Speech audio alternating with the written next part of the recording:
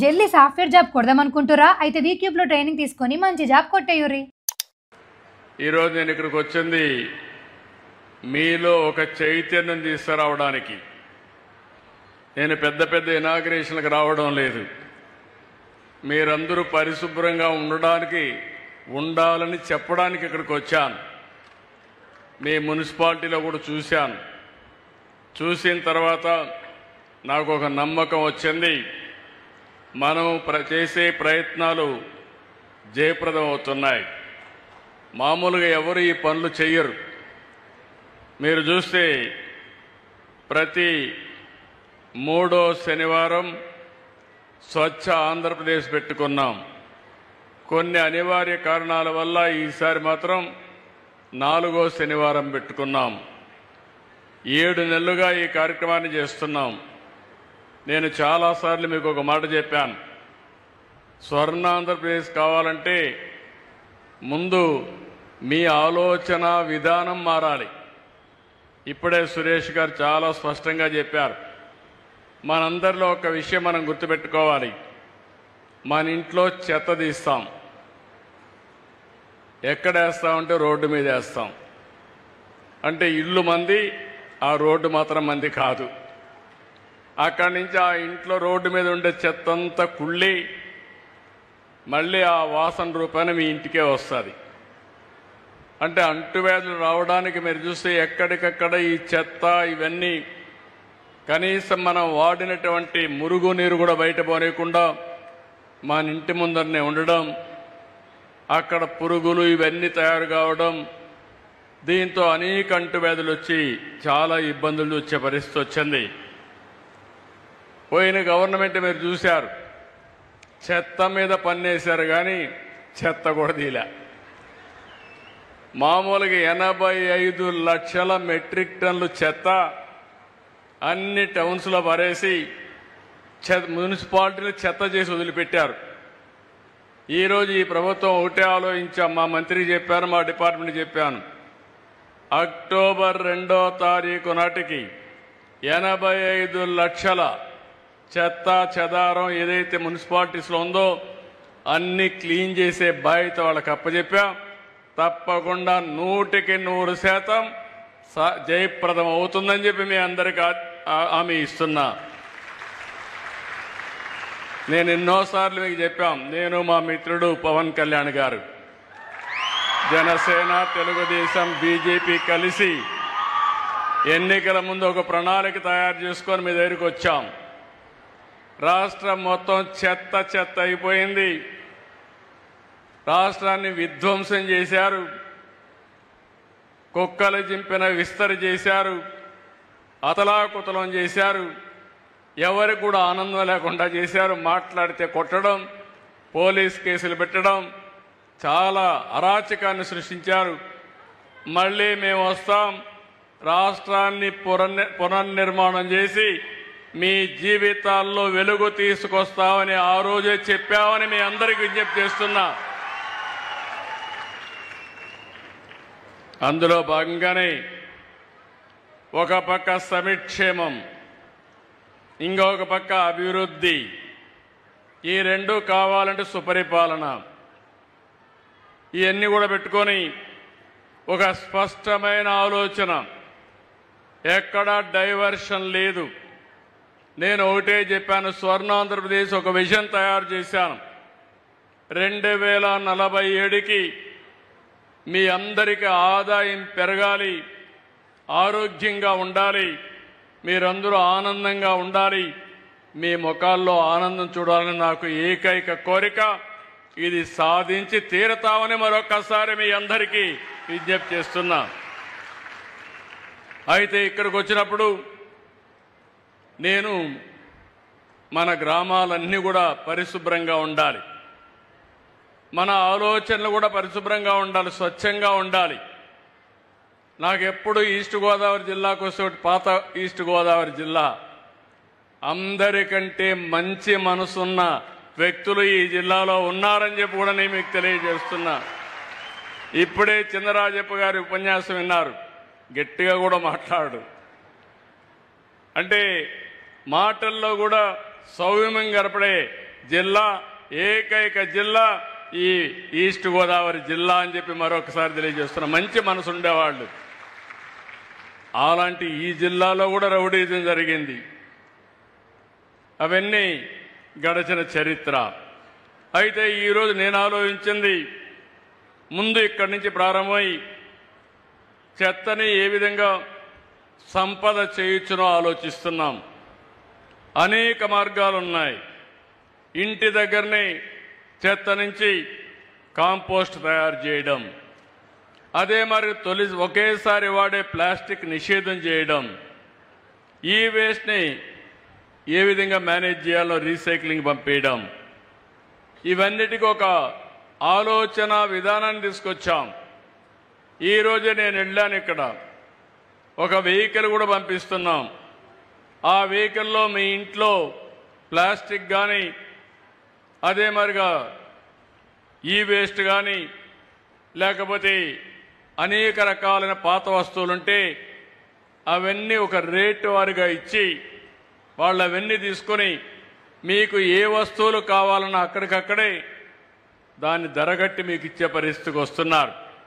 అంటే మీరు ఒకప్పుడు మీ ఇంట్లో దోచుకునేవారు, ఈ ప్రభుత్వం మీ ఇంట్లో వేస్ట్ను కూడా 10 రూపాయలు ఇచ్చే మార్గం చూపిస్తుందని మీ అందరికీ విజ్ఞప్తి చేస్తున్నా. అది గడిచిన ప్రభుత్వానికి ఈ ప్రభుత్వానికి తేడా. ఈరోజు పెద్దాపురంలో తొందరలోనే మన మిత్రులు చెప్పారు, 15 మెగావాట్ల సామర్థ్యంతో 330 కోట్లతో వేస్ట్ ఎనర్జీ ఈ జిల్లాలో ఉండే అన్ని మున్సిపాలిటీలు వచ్చి చెత్తంతా తీసుకొచ్చి అందులో నుంచి కరెంటు ఉత్పత్తి చేయబోతున్నాం. కరెక్ట్గా ఈ రోజు నుంచి 18 నెలల్లో పూర్తి చేయాలని ఆదేశాలు ఇచ్చాం. మన వాళ్ళు 2 ఏళ్ళు అంటున్నారు, కానీ నేను 18 నెలల్లోనే పూర్తి చేయాలని చాలా స్పష్టంగా ఆదేశాలు ఇచ్చామని చెప్పి కూడా నేను మీకు తెలియజేస్తున్నా. ఒక అంచెల వారిగా, ఏది కూడా ఒక రోజు కాదు. అందుకని ఎక్కడికక్కడ కార్యక్రమాలు ఇచ్చి, ఒక ముఖ్యమంత్రిగా నేను ప్రతి 3వ శనివారం ఒక ఊరికొచ్చి ఆ ఊరిలో ఈ యొక్క స్వచ్ఛ ఆంధ్రప్రదేశ్ కార్యక్రమంలో పార్టిసిపేట్ చేసి ఒక్కొక్క నెల ఒక్కొక్క థీమ్ మీద కూడా ముందుకు తీసుకెళ్తున్నాం. ఈ నెలలో మీరు చూస్తే వర్షాకాల సమయంలో అనేకమైనటువంటి రోగాలు వచ్చే అవకాశం ఉంటుంది. మనం తాగే నీళ్ల నుంచి కానీ, మన పరిసరాల్లో మస్కిటోస్ వచ్చి మస్కిటోకి సంబంధించిన, దోమలకు సంబంధించిన రోగాలు వచ్చే పరిస్థితి వస్తుంది. ఇలాంటివన్నీ కూడా అనేక సందర్భాల్లో మీరు చూస్తే నిన్నే మేము ఒక పాలసీ కూడా తీసుకొచ్చాం. ఏదే సర్క్యులర్ ఎకానమీ అని.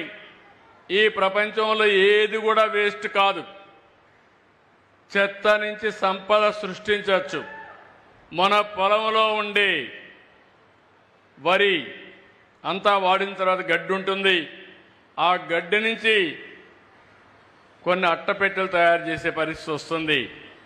కడాన సముద్రంలో నాచు ఉంటుంది. ఆ నాచు నుంచి ఈరోజు బయోకెమికల్ తయారు చేయొచ్చు, ప్రోటీన్ తయారు చేయొచ్చు, మెడిసిన్ తయారు చేయొచ్చు, అనేక విధాలుగా ఉపయోగపడుతుంది. అలాంటి ప్రాజెక్టు కూడా శ్రీకారం చుట్టాం. ఈరోజు మీరు రాష్ట్రంలో చూస్తే 95% ఇళ్ల నుంచి పట్టణ ప్రాంతాల్లో ప్రతిరోజు చెత్త కలెక్ట్ చేస్తున్నారు. ఇంకో పక్క గ్రామీణ ప్రాంతాల్లో 48% కలెక్ట్ చేస్తున్నారు. వాళ్ళ ఇండ్ల దగ్గరని దగ్గర 5 లక్షల కుటుంబాల్లో చెత్త నుంచి కాంపోస్ట్ తయారు చేసి ఇంట్లో గార్డెన్కి వేసుకుంటున్నారు. ఇంకో పక్క 10,65,000 మంది కిచెన్ గార్డెన్లు, టెర్రస్ గార్డెన్తో అందరికీ ఒక ఆదర్శంగా మిగిలే పరిస్థితికి వచ్చారు. ఈరోజు మీరు ఇప్పుడే నేను చూశాను, ఇక్కడికి వచ్చినప్పుడు వర్షాలు పడ్డాయి. మన దగ్గర కంటే పైన ఎక్కువ వర్షాలు పడ్డాయి. ఈరోజు ఈస్ట్ గోదావరి జిల్లాలో చాలా గ్రామాల్లో, లంక గ్రామాలన్నీ కూడా మళ్ళీ నీళ్లన్నీ వచ్చి ముంపు గురయ్యే పరిస్థితి వస్తే ఎప్పటికప్పుడు మానిటర్ చేస్తున్నాం. గోదావరిలో ఈరోజు 2వ అలర్ట్ ఇచ్చారు. దగ్గర 13 నుంచి 14 లక్షల క్యూసిక్స్ ఆఫ్ నీళ్లు సముద్రంలోకి పోతున్నాయి. ఇది మొన్న కూడా నేను ఒక లెక్క కూడా చెప్పాను. ఇక్కడి నుంచి గోదావరిలో ప్రతి సంవత్సరం 2500 టీఎంసీ నీళ్లు సముద్రంలోకి పోయే పరిస్థితికి వస్తున్నాయి. ఈ వానల వల్ల ఈరోజు మీరు చూస్తే దోమలు, ఇప్పుడే నేను ఆదేశాలు ఇచ్చాను. ఈ రాష్ట్రంలో దోమల్ని పూర్తిగా నివారించాలని. మీకు దోమల ద్వారా మలేరియా వస్తుంది, డెంగ్యూ వస్తుంది, చికెన్ గున్యా వస్తుంది, కొంతమందికి అయితే ప్లేట్లెట్లు పడిపోతాయి, లక్షల రూపాయలు ఖర్చు పెట్టే పరిస్థితి వస్తూ ఉంది, బలహీనం అయిపోతున్నారు. అందుకే ఈరోజు డ్రోన్స్ కూడా ఉపయోగించి ఎక్కడికక్కడ ఈ మస్కిటోని పూర్తిగా నిర్మూలించే కార్యక్రమానికి కూడా శ్రీకారం చుట్టాం. మామూలుగా మనం ఒకప్పుడు ఫాగింగ్ ఇచ్చేవాళ్ళం, యాంటీ లారల్ ఆపరేషన్లు చేసేవాళ్ళం. ఇవన్నీ కూడా గడిచిన ప్రభుత్వం మొత్తం పడకేసింది. ప్రజారోగ్యం పైన చేతకన్నేశారు, చాలా ఇబ్బందులు వచ్చాయి. ఇవన్నీ కూడా ఈరోజు మీరు చూస్తే మళ్ళీ సెటరైట్ చేసే పరిస్థితికి వచ్చాం. నేను 14-19లో దోమల పైన యుద్ధం అన్నాను. యుద్ధం అంటే నన్ను ఎగతాళి చేశారు. అంటే ఇప్పుడు కాదు, నేను ముఖ్యమంత్రి అయినప్పటి నుంచి మొదటి నుంచి మీరు చూస్తే ప్రభుత్వం యొక్క అసమర్థత వల్ల, ప్రభుత్వాల అసమర్థత వల్ల అంటువ్యాధులు వస్తున్నాయి. నీళ్లు సరిగా ఇవ్వకపోతే ఆ నీళ్లలో మురికి నీళ్లు కలిసిపోయి ఓసారి బోరులో వచ్చే నీళ్లన్నీ కూడా కంటామినేషన్ అయిపోయి అనేక అంటువ్యాధులు వస్తున్నాయి. జీఈ కానీ ఇలాంటి రోగాలు వచ్చే పరిస్థితి వస్తుంది. దోమల వల్ల నేను ఇప్పుడే చెప్పాను ఎలాంటి ఖర్చులు ఏమేమి సమస్యలు వస్తాయని. నేను ఈరోజు స్వర్ణాంధ్రప్రదేశ్లో ఒక మాట చెప్పాను, అన్నింటికంటే ఆరోగ్యం ముఖ్యం. ఆరోగ్యం ఉన్నప్పుడు మీకు ఇబ్బందులు కనపడవు, అనారోగ్యం వచ్చినప్పుడే ఇబ్బందులు కనపడొస్తాయి. ఒక క్యాన్సర్ వస్తే ఆ కుటుంబం చితికిపోతుంది. ఒక అనారోగ్య సమస్య వస్తే మీరు కాదు బాధపడేది, మీ ఇంట్లో అందరూ బాధపడతారు.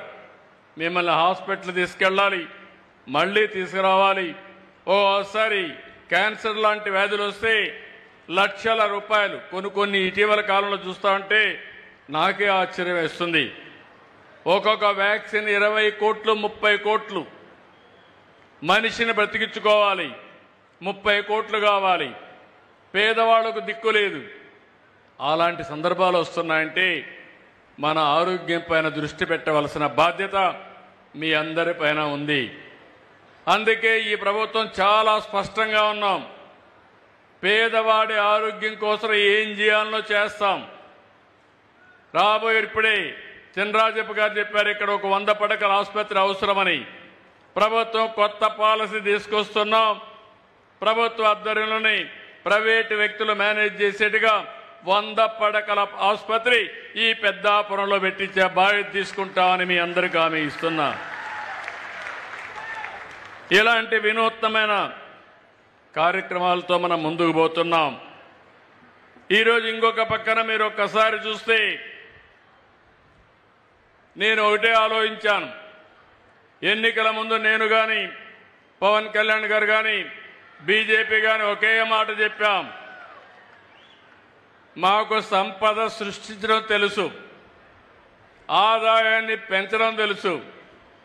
అదే సమయంలో ఆదాయాన్ని పెంచి సంక్షేమాన్ని అభివృద్ధిని సమతుల్యంతో ముందుకు తీసుకుపోతామని చెప్పాం. ఎప్పుడు కూడా మీరు ఒక్క విషయం గుర్తుపెట్టుకోవాలి, అప్పులు చేసి సంక్షేమ కార్యక్రమాలు ఇస్తే లేకుంటే దోపిడీ విధానాలు చేస్తే ఆ వ్యవస్థ దీర్ఘకాలం మనుగడ సాధించలేదు. అనేక సార్లు నేను చెప్పింది, ఏ రాజకీయ పార్టీ అయితే ఏ వ్యక్తి అయితే సంపద సృష్టిస్తాడో అలాంటి వ్యక్తి సంక్షేమ కార్యక్రమాలు ఇవ్వడానికి అర్హత ఉంటుంది. దానివల్ల మీ జీవితాలు బాగుపడతాయి. నేను ఆ రోజు సూపర్ 6 అన్నాను. చాలామంది అన్నారు ఇది సాధ్యం కాదన్నారు.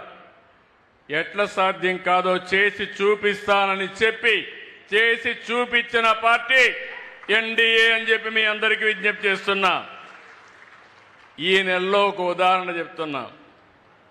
మొదటి తారీఖున పేదల సేవలో ఎన్టీఆర్ భరోసా 4,000, 6,000, 10,000, 15,000 రూపాయలు ఇస్తున్నామా లేదా అని మిమ్మల్ని అడుగుతున్నా. 6 గంటల మీ ఇంటి దగ్గరికి వస్తున్నారా లేదా అని మిమ్మల్ని అడుగుతున్నా. మంచి ప్రభుత్వం అయితే గట్టిగా చప్పట్లు కూడా చెప్పండి, బాగా చేశారని.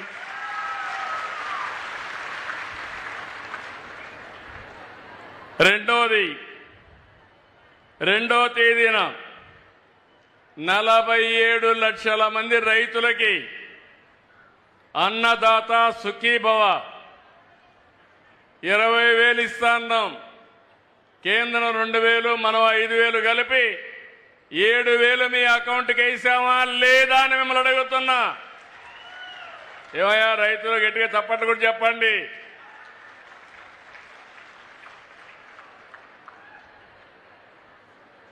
ఇదే కాదు, 7వ తారీఖున మరమగ్గాలకు 500 యూనిట్లు, చేనేత మగ్గాలకు 200 యూనిట్లు ఉచిత విద్యుత్ ఇచ్చాం.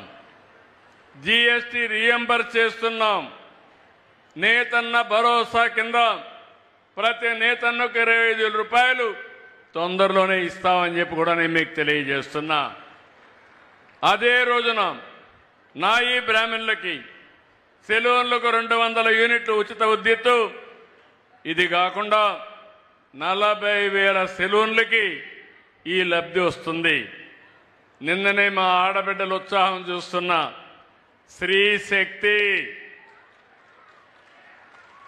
ఉచిత బస్సు ప్రయాణం. ఏమమ్మా ఆడబిడ్డలు ఆనందంగా ఉన్నారా లేదా మీరు?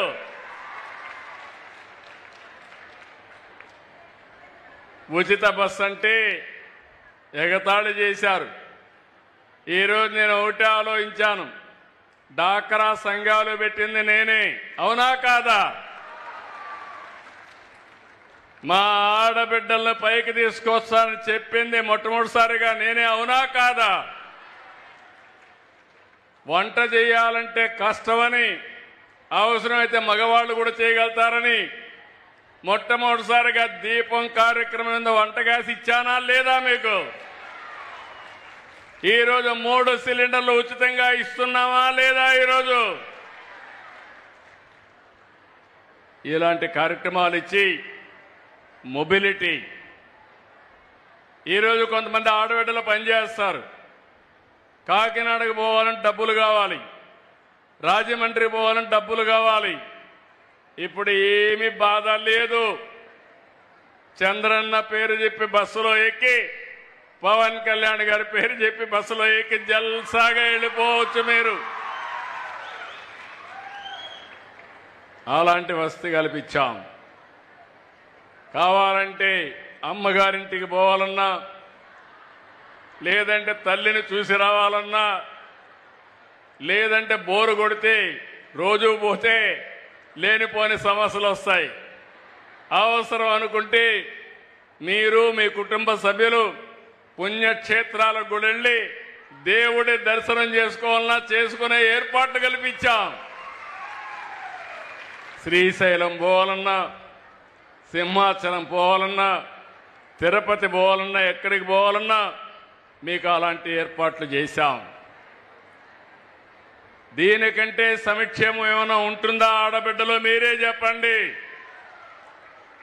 మళ్ళీ మీరు అక్కడికి వెళితే భోజనం కూడా హోటల్ పోతే 100 రూపాయలు అవుతుందని 5 రూపాయలకే అన్నా క్యాంటీన్లో భోజనం పెడుతున్నాం, అవునా కాదా? ఇలాంటి అనేక సంక్షేమ కార్యక్రమాలు తీసుకున్నాం. అన్ని వర్గాలు ఆలోచిస్తున్నాం. మొన్నే మత్స్యకారులకి 25,000 రూపాయలు మత్స్యకారుల భరోసా కింద వాళ్ళ అకౌంట్లో డబ్బులు వేసా. ఈరోజు సముద్రంలో ఉండే సీవీడ్ని మత్స్యకారు ఆడబిడ్డలు ఏ విధంగా ఉపయోగించుకోగలుగుతారని ఆలోచించి వాళ్ళ ఆదాయాన్ని పెంచడానికి ఆ కార్యక్రమాన్ని కూడా తీసుకున్నాం. ఇలాంటి అనేక కార్యక్రమాలు ఇప్పటికే మీరు ఒకసారి చూస్తే 1 కోటి మంది పైన ఆడబిడ్డలు ఉచిత ప్రయాణం చేశారు. నాకు ఎంతంటే మిమ్మల్ని చూస్తే చాలా ఆనందంగా ఉన్నారు. అన్ని ప్రోగ్రాముల కంటే విజిబుల్గా ఉచిత ప్రయాణం సూపర్ హిట్ అని మరొకసారి తెలియజేస్తున్నా. ఈ మధ్య కాలంలో మన వాళ్ళందరూ చెప్తున్నారు సూపర్ 6 సూపర్ హిట్, అవునా కాదా? అయితే గట్టి చెప్పండి, సూపర్ 6 సూపర్ 6.